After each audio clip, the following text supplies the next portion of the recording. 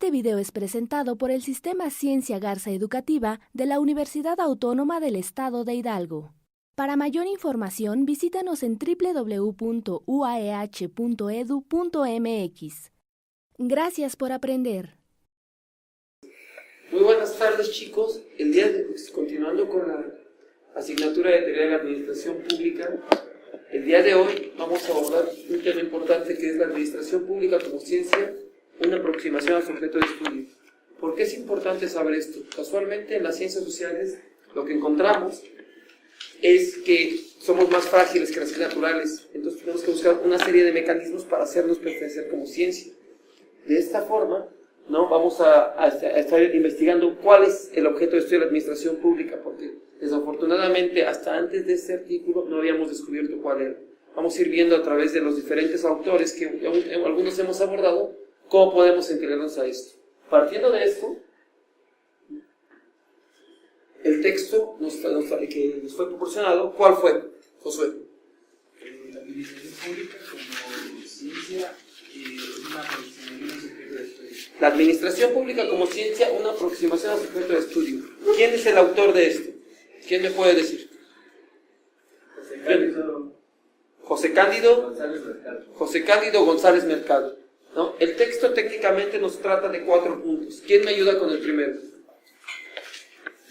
La dificultad de la administración. Lo primero que tenemos es la dificultad de la administración pública en definirse como un objeto de estudio, ¿no? En segundo término, Héctor.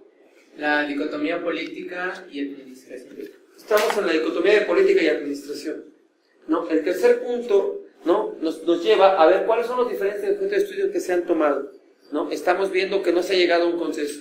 Y finalmente, Aline, ¿qué nos puedes decir? La propuesta, ¿no? ¿Ahí a qué se refiere el autor en esa parte? Encontrar cuál es el objeto de estudio de la administración pública. Dar una propuesta final a partir de todo esto. Vamos a partir del primer punto, ¿no? Nos dice el autor que existen 2 problemáticas para considerar la administración pública como ciencia, ¿no? En primer lugar, que no hay un condicionamiento objeto-conciencia. ¿A qué se refiere esto?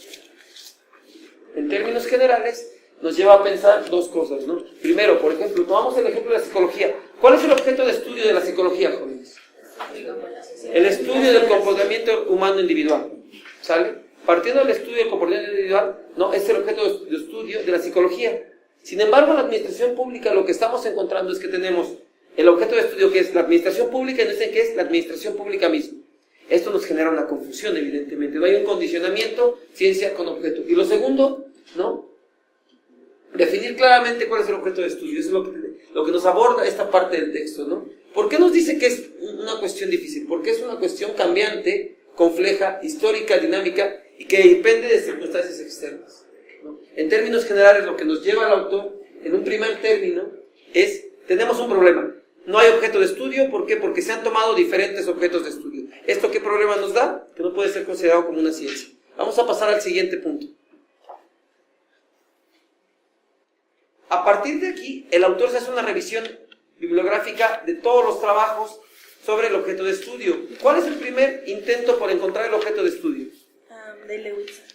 El de Wilson. ¿Cómo se llama la lectura de Wilson? El estudio de la administración. En el estudio de la administración, Wilson, ¿qué nos quiere decir? Que el objeto de estudio de la administración pública es una dicotomía, ¿no? ¿Esta dicotomía a qué se refiere? Se tiene que separar la política de la administración. Exactamente. Nos dice que la administración pública, ¿no? Es un ente que se divide en 2.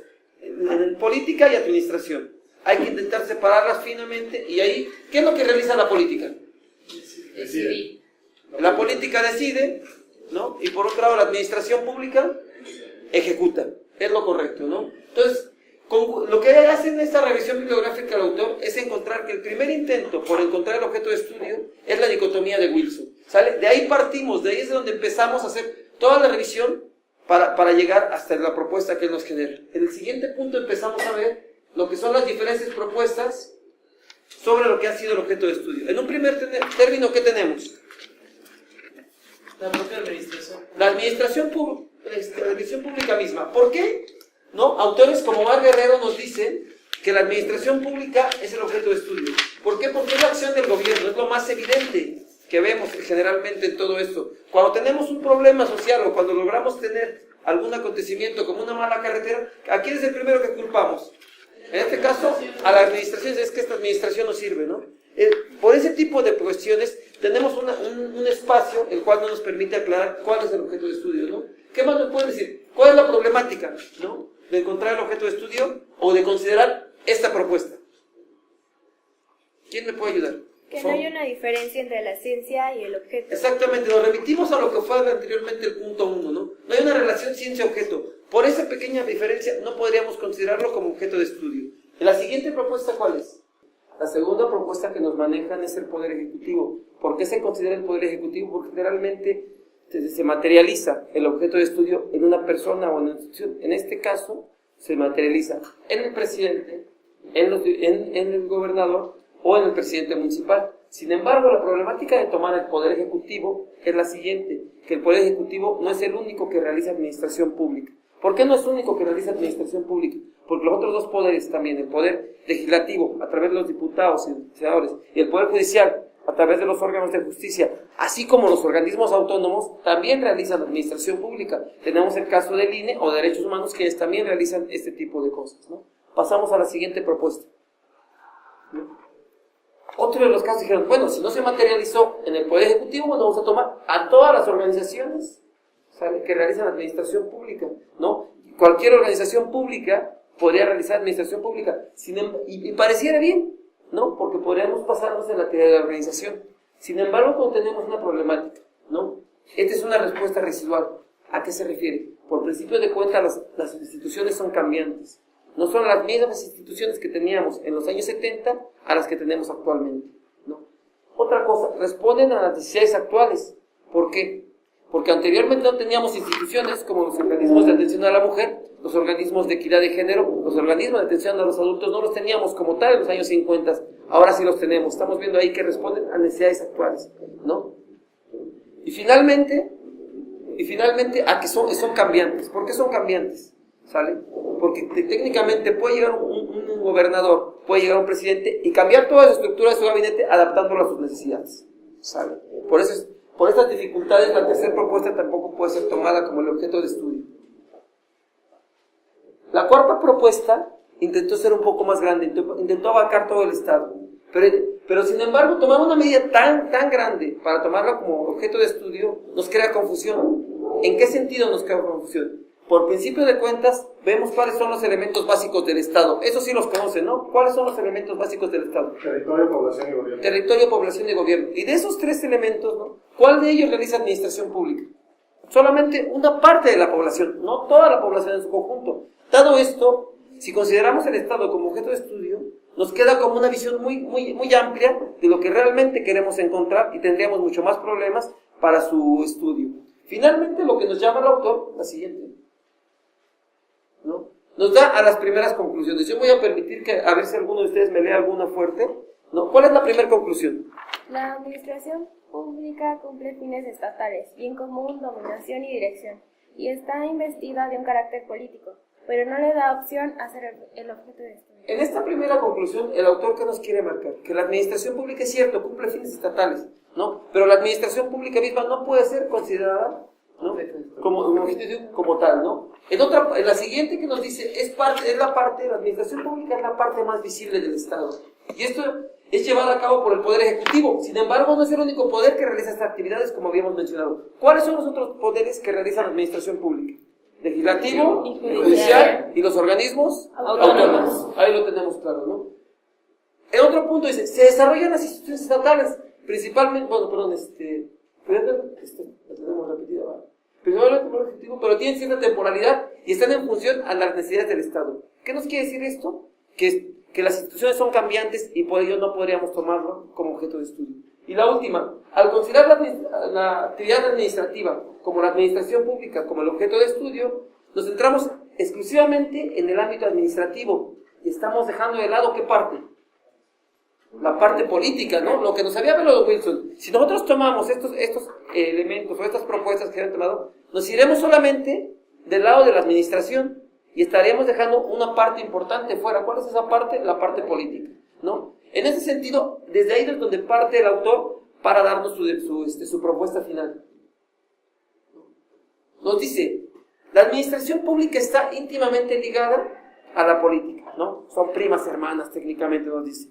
A partir de eso nos dice, bien, ¿cuáles son el objeto de estudio de la política? El poder, ¿no? El poder y estas manifestaciones que tiene, ¿sale? Con la sociedad, ¿no? Estas manifestaciones se llaman relaciones, y a partir de ahí el poder tiene 4 relaciones de poder, que son, ¿cómo lo conseguimos? Su consecución, ¿cómo lo ejercemos? ¿Cómo lo conservamos? Y ¿cómo lo expandimos? Si vemos esto en términos generales, estamos viendo que una persona cualquiera puede tener la consecución, se incluye en un partido político, y a partir de ahí, después de un sistema, ¿no?, interno del partido, logra tener una candidatura y logra, digamos, buscar la consecución del poder. Una vez que consigue el cargo, lo que tiene es que ejercerlo, ¿no? Este ejercicio lo lleva a que si tiene acciones coherentes, ¿no?, lo va a conservar, evidentemente, y esto le va a hacer posteriormente que expanda su poder más allá de todo esto, ¿no? En ese sentido, nos dice el autor, bien, de estas 4 relaciones, ¿cuál es la que realmente desempeña la administración pública? El ejercicio. El ejercicio, exactamente. Entonces, él nos dice, el ejercicio de las relaciones de poder es el objeto de estudio. Vamos a pasar a la siguiente y lo explicamos. ¿Por qué el ejercicio de las relaciones de poder? Estábamos viendo que la administración pública, ¿no?, es la liga entre el Estado y la sociedad.